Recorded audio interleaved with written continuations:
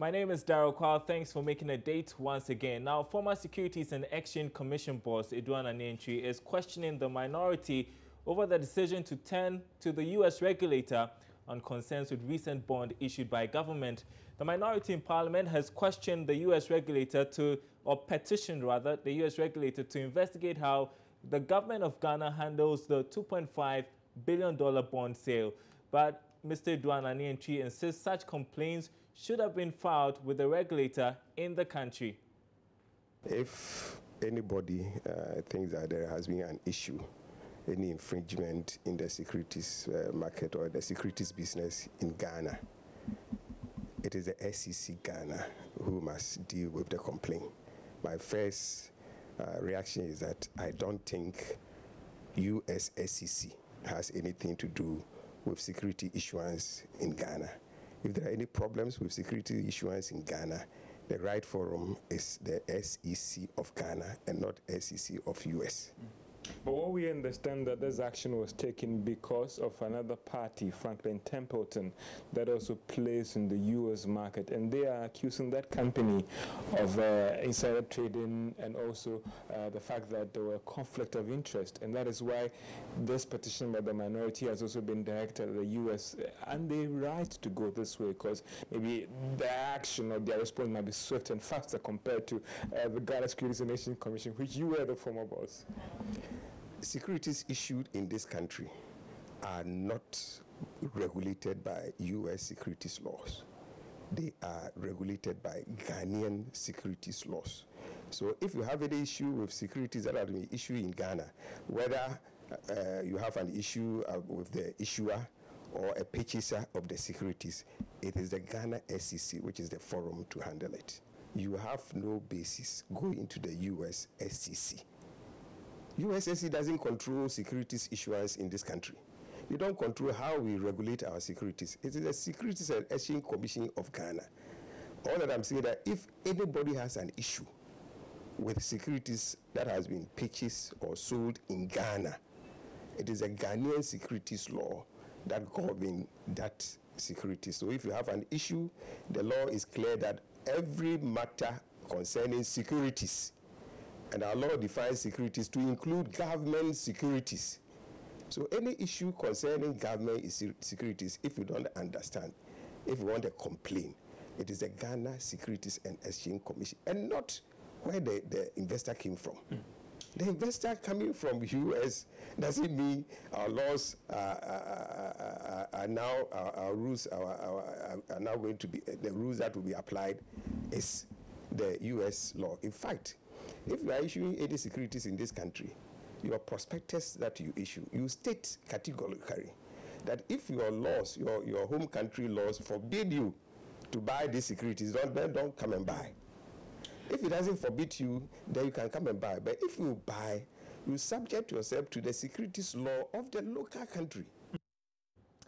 Meanwhile, Finance Minister Ken Ofori-Atta says Ghana's program with the IMF would only be extended if the country fails to meet all targets by the end of next year. This is in response to reports that government is currently negotiating with the fund to extend the program. Sources say the push for extension has been influenced by fears that Ghana may not be able to implement all the needed reforms by April 2018. But Mr. Ofori-Atta tells Joy Business for now they are pushing to end the program next year. You agreed with the fund going forward that you might extend the program? No, I've always been very categorical that we are ending as we have agreed in April 2018. And it really, in the end, it depends on how we perform this year. If with these aggressive targets that we have set ourselves, we are able to do that by November, there's no reason why we shouldn't be able to get off the program as programmed in April of 2018. I think what is clear, though, is that the fund will be with us in the development of our budget for 2018. So all the measures that are necessary that they care about will be incorporated in that.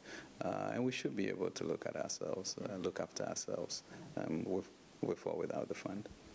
Honorable, some would say that looking at the way things are going, you just took a very heavy burden that you're still trying to correct, and it would take a lot of time to do the necessary corrections, and therefore it's unlikely that these targets might be achieved. Not your doing, but business is in continuum, so you take on the responsibilities as well, and it looks like that might be difficult to achieve all these targets by April 2018. And that is where there's this push for extension to even December or even 2019. Yeah, it is true, but you know, I think once you begin to look at the issue of fiscal sovereignty and you are committed to doing that, you don't necessarily need a school teacher to police you to do that. And I think we as a people have the strength and tenacity to be able to do that. Now, government's decision to lodge funds of all government institutions at the Bank of Ghana could take a huge toll on banks and private businesses alike. That's a verdict of financial analyst and executive director of Synergy Ghana, Mike Kobler. Finance Minister Ken Ofori-Atta yesterday at the National Policy Summit defended the decision to operate a single treasury account, saying it should improve not only management of state funds, but access and cost of credit to businesses as well. Mr. Kobler, however, explains to Joy Business, though a good policy, it could unduly affect the banking sector if not well managed. Banks use those foreign exchange government entity monies on projects and all that to support their balance sheet. So all of a sudden, banks are going to be deprived of those foreign exchange requirements. And attempts have been made to do that before in the past. And I believe that the reason why they couldn't carry it through to the end was because, I mean, they realized that some banks were going to struggle significantly. In some years back, we also asked banks to stop bringing in their own foreign currency. Okay, so if the banks have been stopped from bringing in their own or sourcing for their own foreign currency to import currency into the country, and they were relying on Bank of Ghana's auction as the only source, and they have these banks, they have these foreign accounts which belongs to government, which is being closed. Then you are going to stop the banks. How are they going to establish their LCs? You're going to deprive them of the foreign exchange support that they give to the private sector as well, because then they use that to cushion their balance sheet. Because if it's a 5-year project, they know that the 5-year money is stuck in them. But in an ideal situation, yes, I mean, you expect that, I mean, a central treasury management from government is the way to go, because then government takes account of the total reserve, and it's part of their reserve which Bank of Ghana is managing. And then the Bank of Ghana can come in and intervene in the market if there's a shortage. So I think that the policy must be very clear in terms of which direction we are going.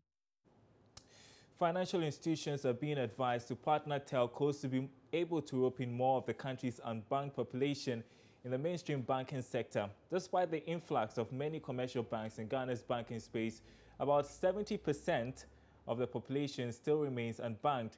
According to the executive director of Cal Bank, Philip Oredu, the percentage can only be reduced through digitization. He spoke with Joy Business at the launch of the company's bank assurance and Prudential Life insurance products. You would realize that digitization has become the way forward now. So in having this product, and digitization, basically we are talking about the use of a certain digital medium, and the significant one is the phones, which we all know that the use of phones at the moment in Ghana, if you count the single handsets in Ghana, it's even more than the total population of Ghana, because people do have more than one phone. So it becomes a medium where this product could be sold. So whether it is the banked, whether it is the unbanked, it's an avenue where you would have, where you'd be able to sell the product and reach a wider number of people, including the unbanked.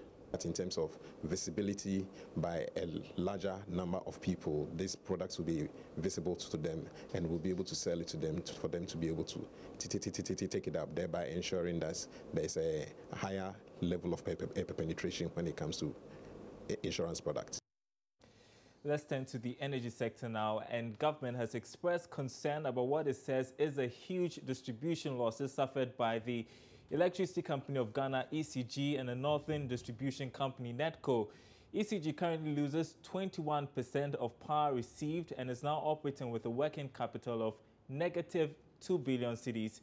Energy Minister Boakye Jako says the situation requires that the balance sheet of ECG be fixed to avoid a collapse of the company. He's been speaking at the Energy Summit at the Accra International Conference Center. Part of the innovation, therefore, as we improve the reliability and availability of power, is to fix the balance sheet of our distribution entities, NETCO, ECG. I would challenge all of you to go look at the balance sheet or the financials, audited financials of those two companies. The last time I checked, ECG, for example, had a negative working capital of 2 billion cedis. I didn't say million, 2 billion cedis negative working capital. It tells you that your receivables are more than your payables. But it also tells you a story that any receivable aged past 180 days is a write-off. And some of these receivables, I dare say, go back to 6 years. Now, if somebody owes you money and they haven't paid you in 6 years, the chance of collecting that money is either slim or none. So we need to fix the balance sheet of the distribution agencies, and we seek to do so by inviting private sector participation in the distribution sector and to improve the technical and commercial performance. The Energy Minister has also been speaking about the need to examine transparency of tariff regimes. Electricity tariffs remain one of the thorny issues having a negative impact on businesses in the country. I had a recent short discussion with a gentleman from PURC, and I said, what I'm looking for is for PURC to be able to put on their website an interactive use calculator, so that I can go to the PURC website and say that I've consumed 300 kilovolts of power, put that number in, and it should tell me how much I owe in electricity bills. It shouldn't be as if we are consulting an oracle when it comes to electricity bills. Is it 59%? Is it 54%? We don't know. But we are entitled as citizens to know. So my plea to PURC is, put that thing on your website and let everybody go and look at their meter and say that from yesterday to today I consumed 100 units, and if I put that 100 units in, it translates to me the amount in cedis that I owe ECG. In other news tonight, government is considering what it terms a pro-business package for international investors who might be interested in establishing regional offices in Ghana. This is part of measures by the current administration to open up Ghana for the African market through investment promotion. Chief Executive of the Ghana Investment Promotion Center, Yofi Grant, disclosed this in an interview. There's more in this report. Chief Executive of the Ghana Investment Promotion Center says his ambition in the medium term is to attract about $5 billion worth of foreign direct investment into the country. This, he believes, can be achieved through a review of some investment laws and ensuring proper regulation. In an interview with Joy Business, Chief Executive of the GIPC, Yofi Grant, disclosed that government has begun engagement with the international business community to highlight some of these initiatives that aim to promote their businesses internationally. And we're saying, okay, so what are the things that these countries are doing that are attracting investors to their country? And how can we either emulate them or do better? And so one of the suggestions that has come in and says, well, yeah, if because of the credentials that we have, which I mentioned before, if you can really position Ghana as the entry point into West Africa, maybe we should also give a 10-year tax holiday to big companies that want to establish their regional offices in Ghana to attract the big players like the Nikes, the Microsofts, the Googles, even Dangote. If he's going to get a better tax situation in Ghana, why doesn't he put his regional headquarters here? But it's not sealed. It's one that we are discussing. Because it needs a lot of things. I mean, we need to know that, well, if you come and we give this tax holiday, how many jobs are you going to create? How does it also help us with, building businesses, value chain businesses from which you get the tax? At the end of the day, the important thing is to remove the front load for investors, enable them to come in, do their businesses, and we tax them. He made the disclosure in an interview at the sidelines of a dialogue in Accra with the diplomatic missions and business associations in Ghana. But it's important to also have the big players come into the market because it has a demonstrative effect. Can you imagine if you have a huge manufacturer come here? And yesterday I had a very interesting discussion from some foreign investors who came in here who want to establish an assembly plant for solar panels, one of the largest companies in the world doing solar panels. Now, just thinking about it, I say, okay, so if they do the factory here, what does it offer? What extra does it offer to Ghanaians? First of all, of course, you have the things, but you also can build value chain businesses out of that. People who transport, people who retail, people who would export, So that's the kind of thing we are looking at. How can we open the economy for bigger and better, but also to create jobs and opportunities for our people and not limit them to the menial jobs that we do. We want to create high-value jobs. We do not have the capital to invest, so we're attracting foreign investors, but we want big players to come here because they also have a demonstrative effect.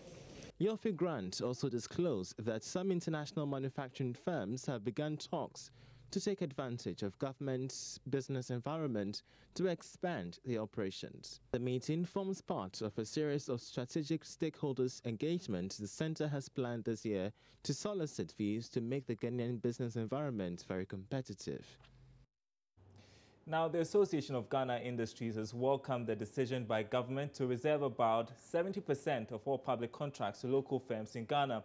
According to the president of the AGI, James Asare-J, this initiative, when implemented, will be one of the best interventions by government to support local firms.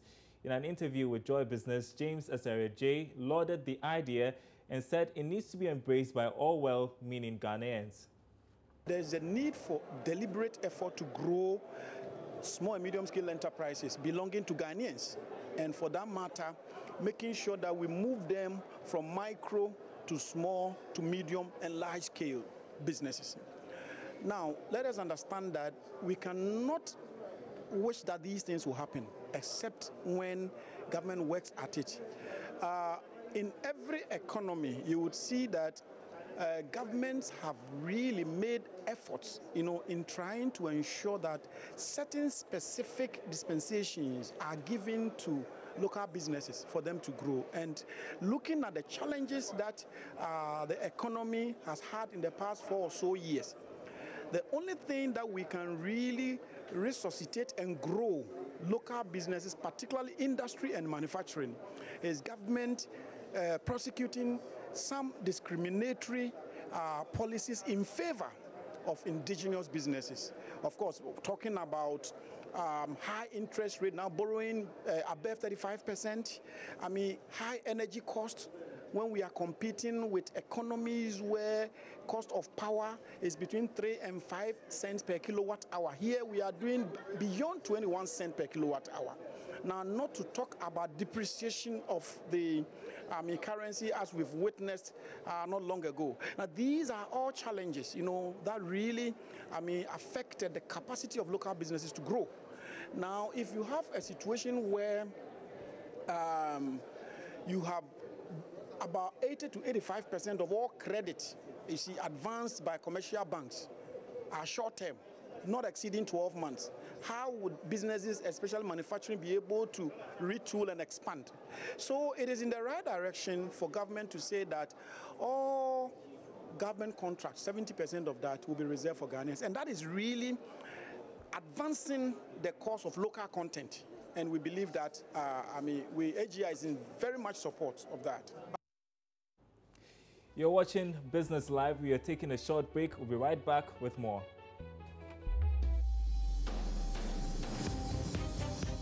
Business Live Today was brought to you by Zip TV. Live your life.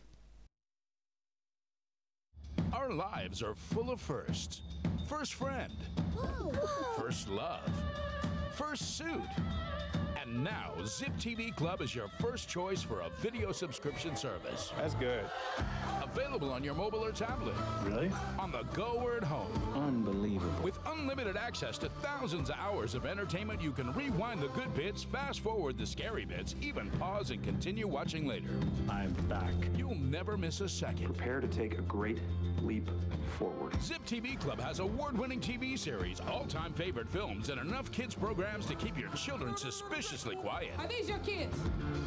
No. For more information, visit us at myziptvclub.com or call us on the following numbers. With more premium content than any other provider, we're the first and last place for all your entertainment needs. I think there's a little more to it than that. Download the app for free now and unleash the future of entertainment. This all looks very exciting. It is exciting. When's the last time you did something for the first time? Zip TV. Live your life.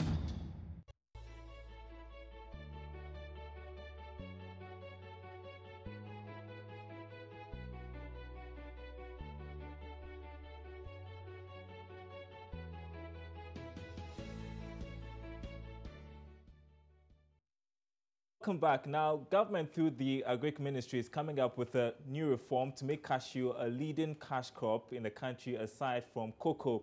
According to a report by the German Development Agency, cashew is currently the leading non-traditional export product in Ghana, contributing just about 54% of export revenues.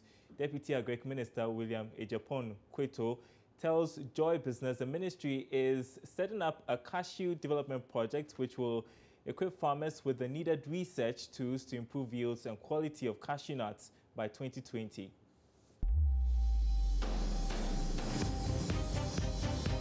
Production in Ghana. You know, cashew, to me, is mainly used as snacks, and it is positioned, to me, for the middle and the upper class. But cashew shouldn't be food or snack that should be reserved for the middle and the upper classes. No, it should be available for everybody to use, and that is because of the way it is produced. It becomes so expensive that the ordinary person cannot buy it. And Ghana has the potential. Because of climate change that we are seeing now, the forest zone is gradually being depleted, and we are getting more of the transition zones. Cashew does very well in the transition zone. That is the weather between the forest and then the savanna zone, and that is where cashew does very well. And so in Ghana, for instance, we grew cashew in the Brown Harbour region through to some part of the Ashanti region, and then the Volta region, and then some part of Western region. I mean, the dry parts of Western region, you know, Western region is basically forest, but the dry part of Western region can also grow cashew. Now, in their countries, that's what I believe. They cannot grow cashew, so they'll have to rely on us to get cashew, knowing the nutrients and the value of the minerals in cashew. They need it, and we also need it. So, of course, basically, they are here to help us grow cashew so that they can also do some business out of it. For instance, the 13 processing plants established in Ghana here, the largest one is for the Brazilian government, and that alone has about 30,000 metric tons capacity. The rest of the 12 have a total capacity of 35,000. So in all, we have about 65,000 metric ton processing capacity in Ghana. The Brazilian one having a chunk of about 30,000 metric tons. They need the raw materials to feed their factory. Every year, the quantity of cashew, raw cashew that they get to feed their plant is just about 6,000 metric tons, because Ghana 6,000 metric tons, which forms only about 20% of their installed capacity for processing. The rest, they have to source it from outside, Cote d'Ivoire, Mali, Burkina Faso. And so they thought that, what are you doing in Ghana? And we said, okay, we have the capacity to do this. They have tested our land, they know it is good.